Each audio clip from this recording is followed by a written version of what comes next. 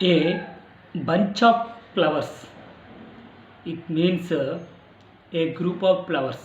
అంటే పూల గుత్తి అని అర్థం. How to remember this? చూడండి, జనరల్గా మనం కాలేజ్ డేస్లో ఫేర్వెల్ పార్టీ, ఫ్రెషర్ పార్టీ అనేది ఫంక్షన్ చేస్తూ ఉంటాం. అప్పుడు మన టీచర్స్ కానీ లెక్చర్స్ కానీ ఇచ్చేటప్పుడు ఫ్లవర్స్ అన్నీ ఎక్కడ పెడతాము? బెంచ్ పైన పెడతాం.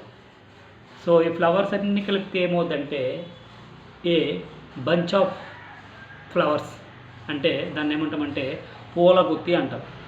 దీన్నే బొకేట్ అని కూడా చెప్పి అంటాం, బొకే అని కూడా అంటాం. Here T is silent. Stop saying bouquet of flowers, saying bouquet. Here T is silent.